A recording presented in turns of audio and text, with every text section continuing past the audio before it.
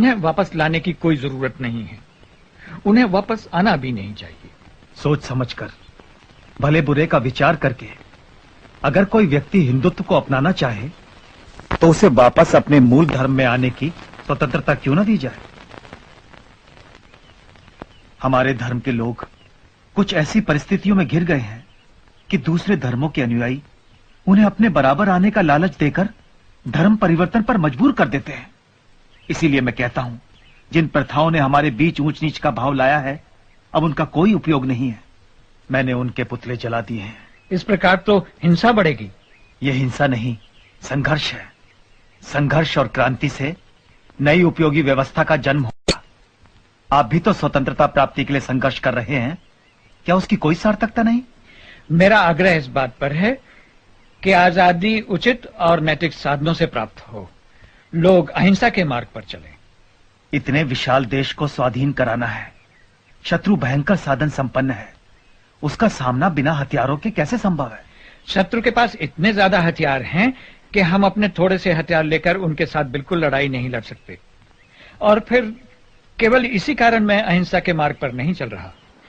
मेरा विश्वास है कि अहिंसा पूर्वक बर्ताव करने से हिंसक मनुष्य का हृदय परिवर्तन होगा।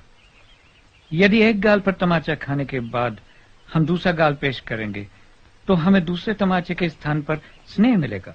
आपकी बात मनुष्यों के संबंध में सच हो सकती है, परंतु राक्षसों और पशुओं से ऐसी अपेक्षा नहीं की जा सकती। जिन हत्यारों ने जलियांवाला बाग में सैकड़ों निर्दोष निरपराध लोगों को गोलियों से भून डाला, उन्हें दूसरा अवसर नहीं दिया जा सकता। श्री कृष्ण को अंत में कंस और शिशुपाल का वध करना ही पड़ा।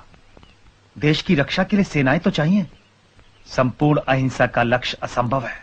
महान लक्ष्य चाहे कितनी दूर हो, उसे सामने रख करके ही हम उसके निकट कहीं पहुंच सकते हैं। हमें उसकी ओर चलना है, उसी ओर चलना है।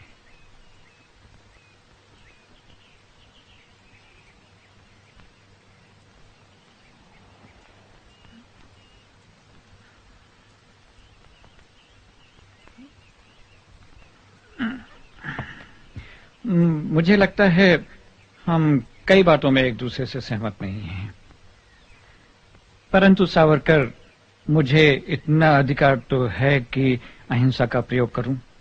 अपने निजी प्रयोग के तराजू में पूरे राष्ट्र को रखने से पहले राष्ट्र के हित और अहित की बात जरूर सोच लेनी चाहिए।